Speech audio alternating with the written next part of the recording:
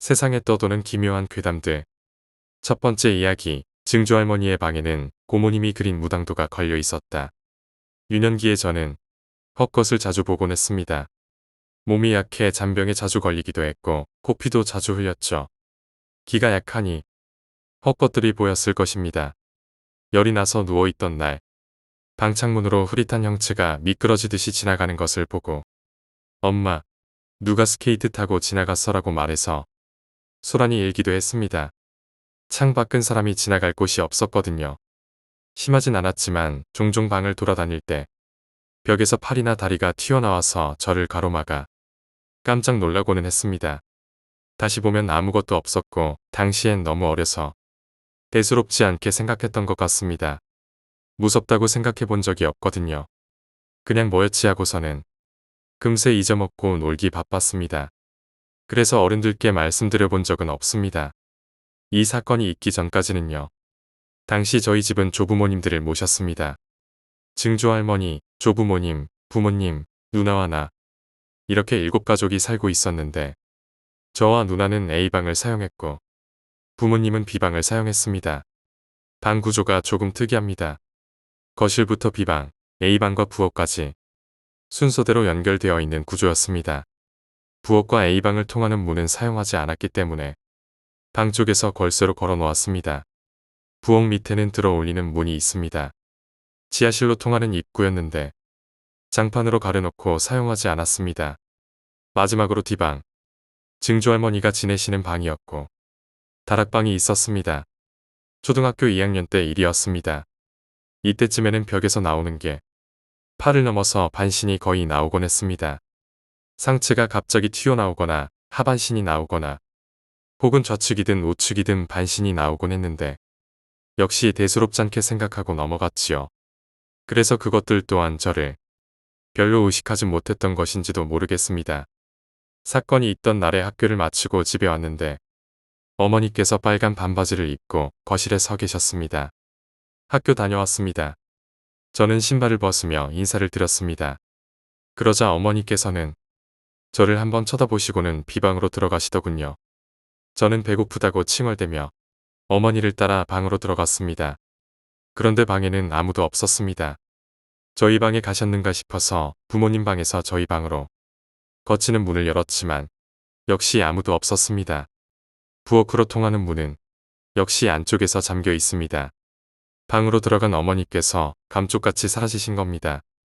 어머니가 장난치시나 싶었던 어린 마음에 장롱을 열어서 옷을 뒤적여보기도 하고 여기저기 찾아보다가 침대 밑을 보려고 몸을 숙이는 순간이었습니다. 너 지금 뭐하니?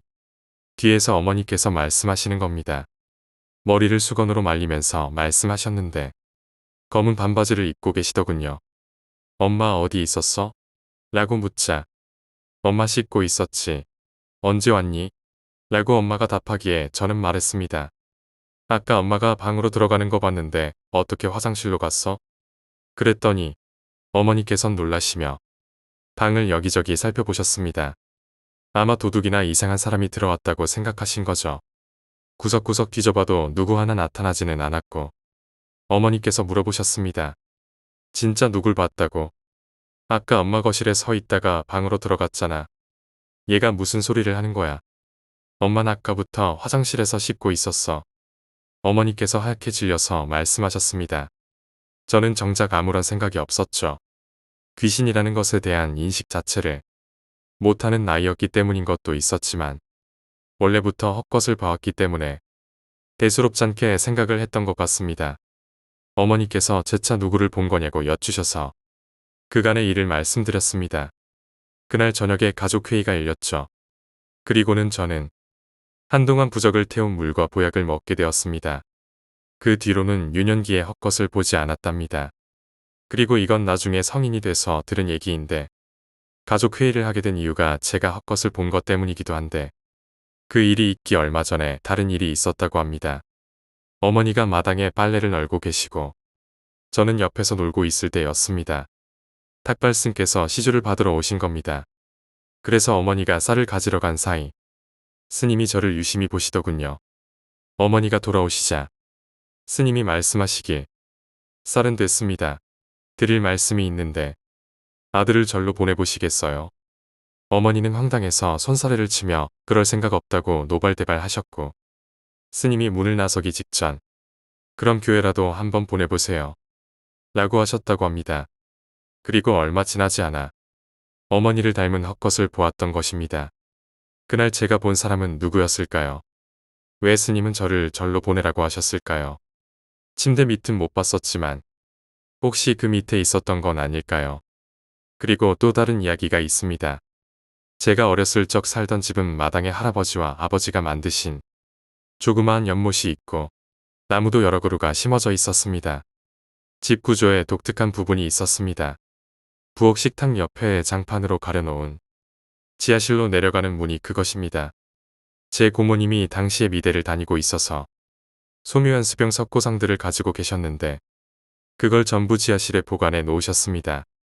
집의 시원한 기운과 지하의 습기, 곰팡내와 어둑어둑한 조명을 합쳐 지하실에 있던 석고상들은 얼핏 보면 섬뜩하기도 했습니다. 하얀 석고상에 먼지가 내려앉아 누렇게 뜬 것이 사람 피부색과 비슷해서 으스스했는지도 모릅니다. 마당에서 놀다가 베란다 밑으로 나 있는 조그만 창문으로 지하를 볼 때면 더욱 오싹했습니다. 그런데 그것보다 더 오싹한 것은 증조할머니 방에 걸려있던 고모님께서 그린 커다란 무당도였습니다. 귀기 넘치는 보라색 배경에 칼과 방울을 들고 구슬하는 무당의 그림을 전신 사이즈로 그려놨었는데 마땅히 걸 곳이 없어서 증조할머니 방에 걸어놓았던 것입니다. 증조할머니 방에는 다락방이 있었는데 거기서 노는 걸 즐겼던 저희 남매는 이따금 올라가서 전구 하나만 켜놓고 종일 놀고는 했습니다. 증조할머니께서는 치매를 앓고 계셨습니다. 치매 환자들이 보통 그렇듯이 했던 말을 또 하고 그걸 반복을 하셨습니다. 가족들 얼굴을 잊은 것은 당연지사였습니다. 특히나 이상한 행동을 자주 하셨는데 저희 남매가 다락에서 놀다가 금방 나와서 문이 열려 있을 때면 다락방 쪽을 보시며 저리 가라고 말씀하시고는 했습니다. 저는 저희를 보고 하는 말이라고 생각해서 할머니 저희 나왔어요. 라고 말했지만 할머니는 다락 쪽에만 시선을 놓고 같은 행동을 계속 하셨습니다. 다락방 문을 닫아드리면 그제서야 그만하시곤 했죠. 어른들께 그 얘기를 해드렸더니 그때부터 다락 출입을 금지하셨습니다. 증조할머니의 자세한 이야기는 고등학생이 되던 해에 어머니께 듣게 되었습니다. 어머니께서는 증조할머님께 식사를 챙겨 드리러 가실 때마다 오싹한 기분을 느꼈다고 합니다. 하지만 귀기 넘치는 무당 그림 때문도 아니고 다락을 보고 하시는 행동 때문도 아니었다고 하셨습니다. 다만 어머니가 들어가실 때면 여보시오. 누구요? 여기 있네 오셨어. 라고 하셨답니다. 치매를 앓는 할머니께서 자신을 알아보지 못했으리라. 그렇게 생각하신 어머니께서는 할머님, 저 이 집 며느리예요. 라고 답하셨고 할머니께서는 호통을 치듯 너 말고 그 왜 뒤에서 멀뚱멀뚱 서 있고 그래. 한 번씩 이러신다는 것이었습니다. 그럴 때마다 어머니는 소름이 돋아나며 무의식적으로 뒤를 돌아보았지만 역시 아무도 없었습니다. 하지만 증조할머니의 시선은 어머니를 넘어서 어머니의 뒤쪽으로 고정이 되어 있었다고 합니다. 그리고 밤중이면 종종 증조할머니께서 놓으시오. 아직 멀었잖여. 하는 말소리도 들렸다고 합니다. 증조할머니의 이야기에서 기가 차는 것은 이게 전부가 아니었습니다. 치매를 앓고 계시긴 했지만 꽤 오랫동안 정정하게 장수하셨고 덕분에 식사도 꽤 오래 챙겨드렸었죠. 그런데 어머니께서 식사를 챙겨드리러 갈 때 할머니께서 말하는 사람이 한 명보다는 더 많아졌다는 것을 알 수 있었다고 합니다. 어머니의 뒤를 쳐다보며 고엄치듯 말씀하시던 할머니의 말씀이 네 뒤에 있는 사람에서 사람들로 대상이 바뀐 것이었습니다. 그때의 오싹한 기억을 떠올리시며 어머니는 몸서리를 치셨습니다. 요약하자면 어린 시절 저는 몸이 약해 종종 헛것을 보곤 했으며 집에는 조부모님과 증조할머니 등 대가족이 함께 살았습니다. 어느 날 어머니를 본 것 같았지만 실제로는 어머니가 아니었고 이 사건을 계기로 가족회의가 열렸으며 이후 저는 부적을 태운 물과 보약을 먹게 되었습니다. 증조할머니 방에서는 무당의 그림이 걸려 있었고 증조할머니는 치매가 있었지만 때때로 어머니 뒤에 보이지 않는 누군가에게 말을 거는 등의 이상한 행동을 보였습니다. 두 번째 이야기, 기괴한 아저씨들. 당시 고등학교 1학년이었던 저는 지방으로 이사를 갔던 친구와 오랜만에 연락이 닿았습니다. 그리운 마음에 친구 집에 놀러 갔다가 하룻밤을 자고 오게 되었죠. 잠자리에 들었다가 화장실에 가고 싶어져 일어났는데 아무래도 남의 집이다 보니 화장실을 바로 찾지 못하고 헤맸습니다. 그러다 부엌 쪽으로 갔는데 누군가 2명의 사람이 있는 것이 보였습니다. 저는 친구 부모님이신가 싶어 화장실이 어딘지 여쭤보려고 다가갔습니다. 그런데 가까이서 보니 친구 부모님이 아니라 처음 보는 남자들이었습니다. 놀랐던 저는 아저씨들은 누구냐고 물었습니다.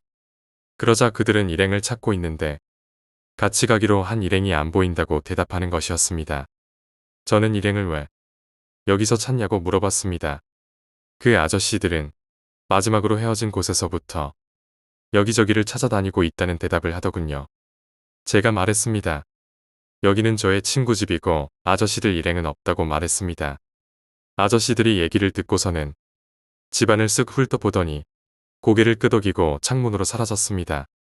저는 무척 놀랐지만 낮에 오랜만에 만난 친구와 잔뜩 놀았던 터라 피곤해서 볼일을 보고 그대로 들어가 잤습니다.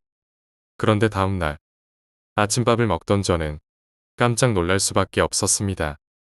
뉴스에서 말하기를 이 동네 부근에서 남자 셋이 함께 음독 자살을 모의했다가 2명은 죽고 1명은 종적을 감췄다는 것이었습니다.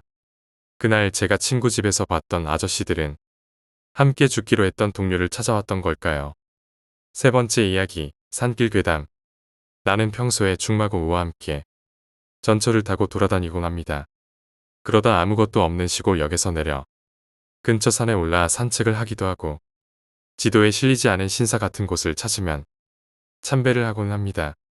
몇 번인가 무서운 일도 겪었고 길을 잃어 헤매다 25km 넘게 걸었던 적도 있지만 그래도 꽤 즐거워서 쉽사리 그만둘 수가 없습니다. 그날은 나라현에 있는 일본의 백대 산촌에 선정된 경관이 아름답기로 유명한 마을에 놀러갈 예정이었습니다. 탐험보다는 제대로 찾아갈 생각으로 구글맵을 보면서 마을을 목표로 등산로를 따라 걸어가기로 했죠. 길을 가던 도중에 저수지 몇 곳을 지나자 길이 2갈래로 나뉘었습니다. 산기슭에서 만났던 사람들은 그 마을까지 가려면 오솔길을 계속 따라가면 된다고 했습니다. 이상하다 싶어 구글맵을 켰습니다. 구글맵에서도 길은 2갈래로 나와 있습니다.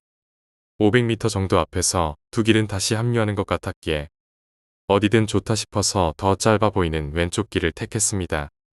왼쪽 길을 따라 걸어가자 점차 고사리 같은 식물들이 바닥 가득 피어 있는 게 보였습니다.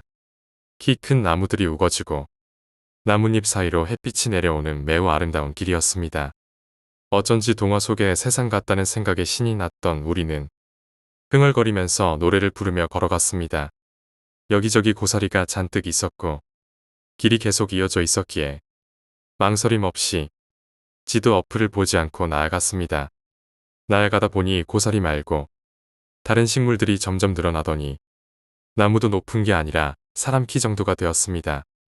몸통과 가지도 구불구불 구부러진 채 자라고 있었어요. 그렇지만 한 줄기 길이 계속 이어지고 있었기에 나무를 제치고 풀을 피하며 앞으로 나아갔습니다. 그러나 길은 더욱 험해져서 힘들게 헤쳐나가지 않으면 안 될 정도가 되어가더니 마침내는 절벽 같은 사면을 올라야만 했습니다. 이쯤 되니 좀 위험한 거 아닌가 싶어 멈춰서서 뒤를 돌아봤습니다. 그런데 계속 외길이라고 믿고 걸어오던 길이 사라지고 지금까지 도대체 어떻게 걸어온 것인지도 도무지 모를 지경이 되어 있었습니다.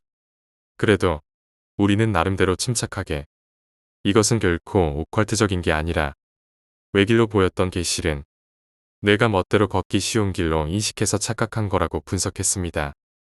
조난당하는 사람들은 다들 이런 느낌으로 길을 잃는 건가? 위험한 거 아니냐는 얘기를 하면서도 어쩐지 돌아가고 싶지는 않다는 기분이 강했습니다. 길이 조금 험해지면서부터는 힘들게 나왔으니만큼 그 길을 다시 돌아가기 싫었으니까요.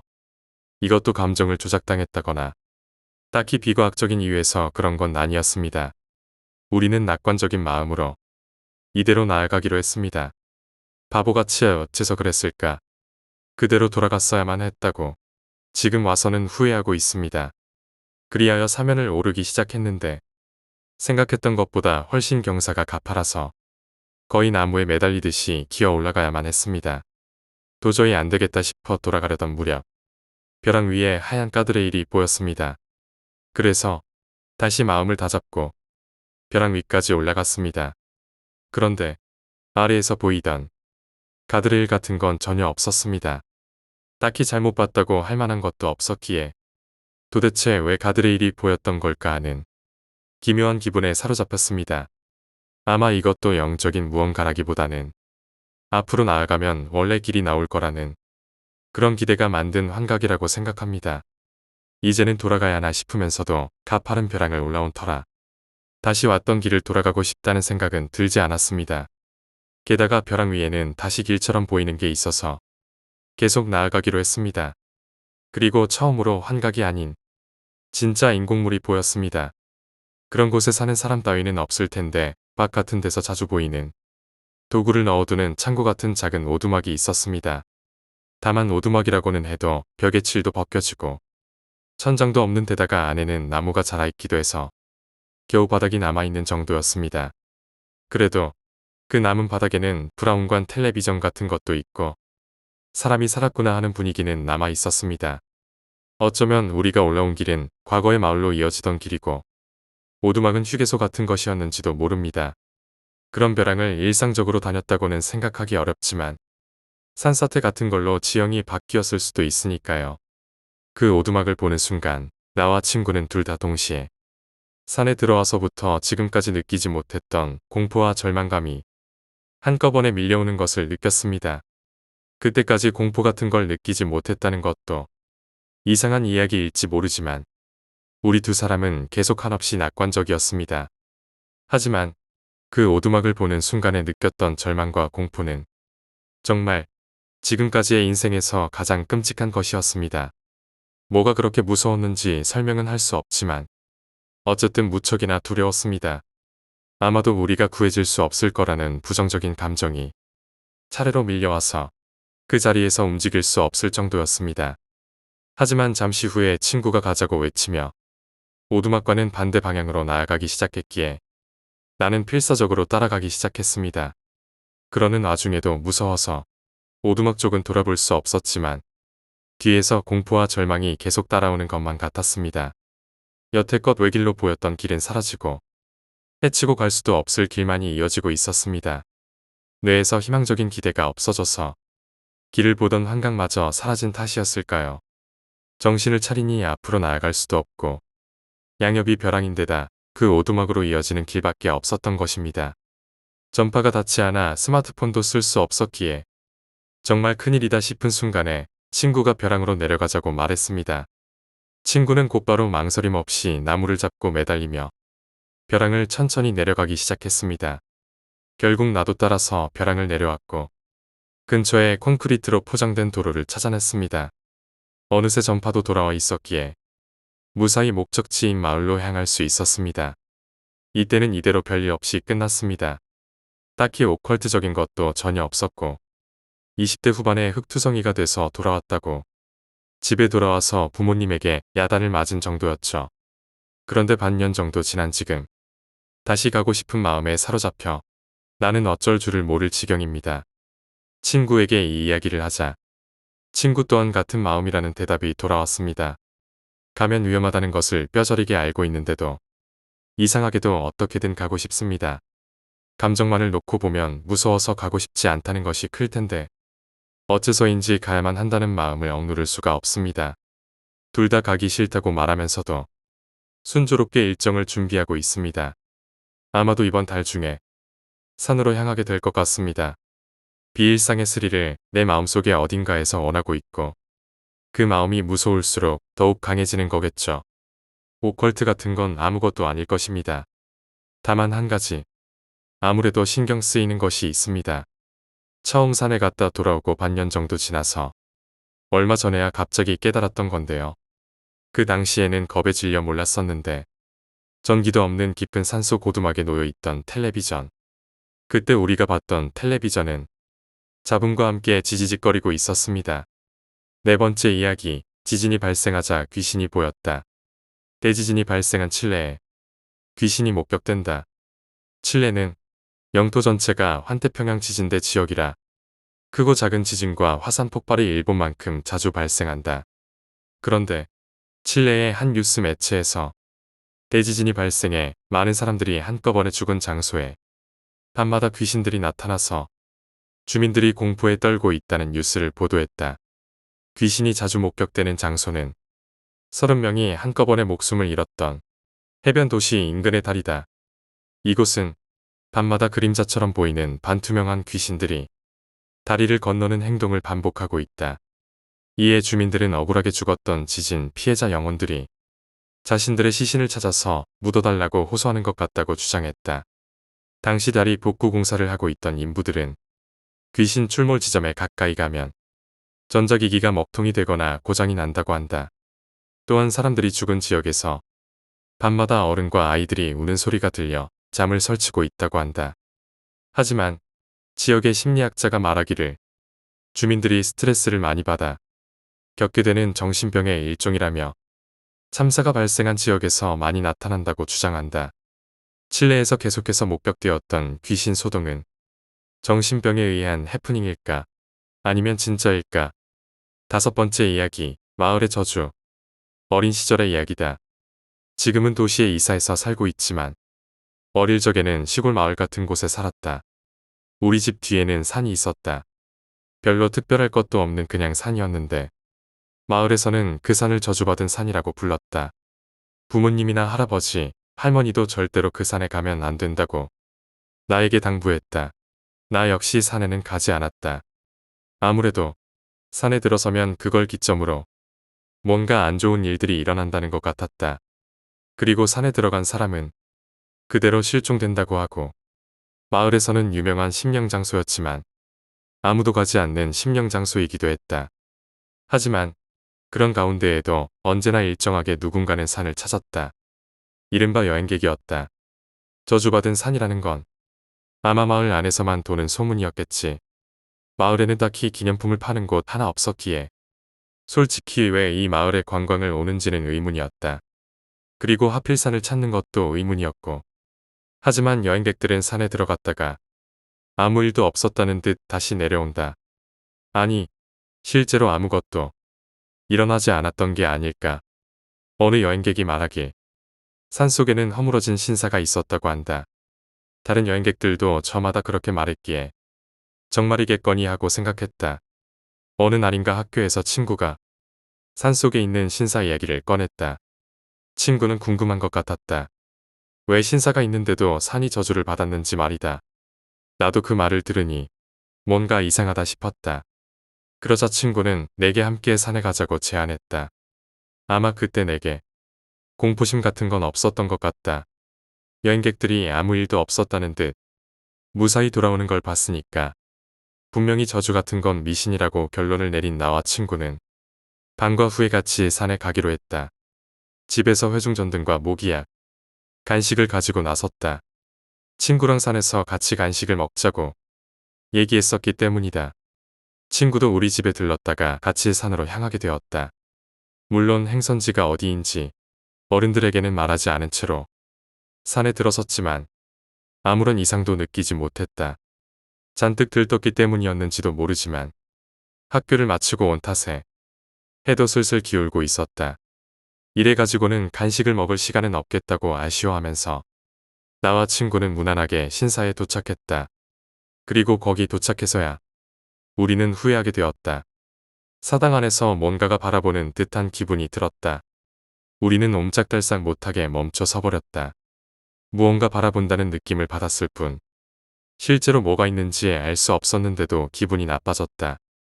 친구는 얼굴이 완전히 굳어 있었다. 도망가야겠다는 생각뿐이었지만 발길을 돌리려 해도 몸이 전혀 움직이질 않았다. 위험하다고 생각했다. 저주를 받아서 죽을 것 같은 느낌이 들었다. 하지만 몸은 움직이질 않고 머리는 어지러웠다. 그러다 어딘가 먼 곳에서 덜컥하는 소리가 났다. 망치를 땅에 떨어뜨리는 것 같은 소리였다. 그 소리와 함께 가위가 풀려 나는 친구의 손을 잡아 끌고 도망치기 시작했다. 도망치던 도중에 몇 번이고 나무 뿌리에 발이 걸렸지만 넘어지지는 않았다. 넘어지면 끝이라는 생각에 필사적이었으니까. 문득 깨달았다.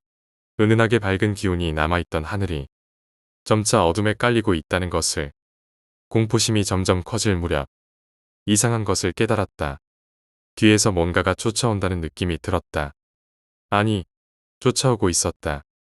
버석거리며 풀을 헤치고 확실히 나에게 다가오고 있었다. 잡히면 죽는다는 것은 직감적으로 알 수 있었다. 뒤를 힐끗 보자 눈에 핏발을 세운 검은 원숭이가 쫓아오고 있었다. 이대로 죽을 거라고 생각하며 미친 듯이 달려 겨우 산에서 빠져나왔다. 산에서 나오니 검은 원숭이도 쫓아오지 않았다. 겨우 한숨 돌린 뒤 나는 떨리는 손발로 간신히 집에 돌아왔다. 그날 밤에 집안 사람들은 왠지 어두운 얼굴이었다. 특히 할머니는 뭔가 중얼중얼 거리고 있었다. 불경이었을지도 모르겠다. 혹시 들켰나 싶어 동요했지만 딱히 나에게 뭐라고 하는 사람은 없었다. 저녁을 다 먹을 무렵에 전화가 왔다. 나는 아직 산에서 겪은 공포를 잊지 못해 어머니 곁에 딱 달라붙어 있었다. 어머니가 든 수화기에서 전화 내용이 새어 들려왔다. 나는 망연자실해질 수밖에 없었다. 전화를 걸어온 것은 나와 산에 같이 갔던 친구의 어머니였으니까. A가 아직 집에 안 왔네요. 혹시 그 댁에 있지 않나요? 더는 뭐가 뭔지도 알 수가 없었다. 내가 공포에 질려 산을 달려 내려올 때 같이 손을 잡고 있던 친구는 사실 없었던 것이다. 내 바로 곁에 있었던 친구는 산에서 사라진 것이었다. 나는 아무 대답도 하지 못했다. 어머니가 혹시 모르니? 하고 물어봐도 모른다고 대답할 수밖에 없었다. 나는 실로 어마어마한 거짓말쟁이다. 전화는 끊어졌다. 친구의 어머니는 울고 있었다고 한다. 죄책감이 나를 에워쌌다. 거실로 돌아오니 할머니가 나를 노려보기 시작했다. 그리고는 대뜸 산에 갔느냐 하고 물어보셨다. 나는 어째서인지 고개를 끄덕이고 말았다. 그럴 수밖에 없다는 생각이 들었다. 그러자 할머니는 노인이라고 생각되지 않는 재빠른 몸놀림으로 나에게 달려들었다. 어째서 간 거냐? 그곳은 저주받은 곳이야. 너는 이미 쉬어 있어. 곧 찾으러 올 게다. 찾으러 온다니 그 원숭이를 말하는 것일까? 나는 겁에 질려 어쩔 줄을 몰랐다. 내 친구도 갔었지. 그 녀석은 너를 대신해 잡혀간 거야. 친구가 나 대신 잡혀갔다는 말을 듣자 눈앞이 캄캄해지며 그대로 정신을 잃고 말았다. 나에게는 다행히도 아무런 일도 일어나지 않았다. 친구에게는 아무리 사과를 해도 모자랄 일이다. 저주받은 산. 과거에 내가 살던 마을은 식인 마을이었다고 한다. 식인종의 더러운 피를 증오한 나머지 산에 신성한 신사가 저주를 내렸다는 것이다. 할머니의 말에 따르면 오랜 시간이 지났지만 아직도 신사의 저주가 너무 강해서 잦아들지를 않는다고 했다. 그렇기에 저주를 직접 받고 있는 마을 사람들이 산에 오르면 나쁜 일이 일어나는 것이라고.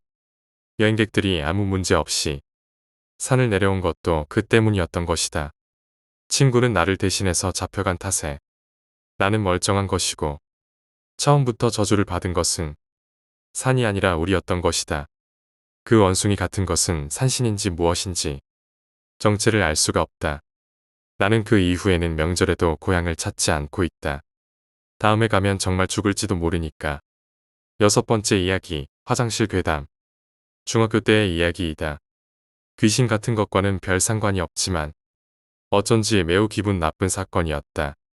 부활동 도중에 같은 반 여자아이 2명이 잠깐 와줬으면 좋겠어 라고 말해와서 여러 가지를 생각하며 이야기를 들었더니 부실이 있는 건물에 여자 화장실 문이 하나만 열쇠가 걸려 있는데 노크를 해도 답변이 없어서 조사해주지 않겠냐는 것이었다. 귀찮기는 했지만 일단은 조사해보기로 했다. 여자아이들의 장난일지도 모른다 싶어서 친구 한 명과 같이 갔다. 분명히 문은 잠겨 있었다. 노크를 하고 큰 소리로 외쳐도 대답은 없었다. 아래에서 들여다봤지만 발도 보이지 않았다. 다시 누가 있는지 물어봤지만 답변이 없었기에 문을 올라타서 안을 들여다봤다. 안에는 아무도 없었지만 커버 위에는 빨간 종이가 놓여 있었다. 아무 곳에서나 살 수 있는 빨간색 종이. 안으로 들어가 문을 열고 그냥 장난이다 싶어서 돌아갔다. 그런데 그 다음 날에도 이 일이 반복되었다. 같은 일이 이틀 동안 반복되다 보니 선생님에게 말해야 할까 싶었지만 그 자리에 있던 모두가 호기심에 젖어서 며칠간 지켜보기로 했다. 다음 날도 같았다. 3일째에는 여자아이들이 이제 자신들은 오지 않겠다며 무엇인가 변화가 있다면 가르쳐 달라고 했다. 다음 날도 그 다음 날도 같은 일이 이어졌다.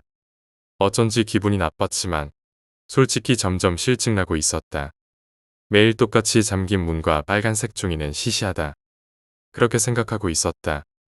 하지만 이상한 일은 6일째 되는 날에 일어났다. 부활동 도중 갑자기 여자아이 한 명이 부실에 뛰어들어왔다. 그리고는 나의 팔을 잡아당긴다. 가는 곳은 물론 여자 화장실. 가보니 이미 여자아이 한 명이 자리에 주저앉아 있었다. 새빨개져 있어. 그렇게 말했다. 온갖 것을 생각하며 문 위로 들여다보니 화장실의 벽이 새빨갛게 변해 있었다. 순간 온몸이 굳었다. 조금 진정하고 자세히 보니 벽은 무엇인가로 칠해진 것이 아니었다. 빽빽하게 틈이 없이 빨간색 종이가 벽에 가득 풀로 붙여져 있었다. 이건 아무래도 위험하다 싶어서 선생님에게 제대로 말하기로 했다. 이야기를 듣고 화장실까지 온 선생님은 말을 잃고 한참을 서 있었다. 왜 지금까지 이야기하지 않았냐는 설교를 듣고 그 화장실은 잠시 동안 사용이 금지되었다. 그 후에 여러 가지 소문이 나돌았지만 결국 범인은 잡지 못했다. 지금도 결코 잊을 수 없는 어린 시절에 무서웠던 사건이다.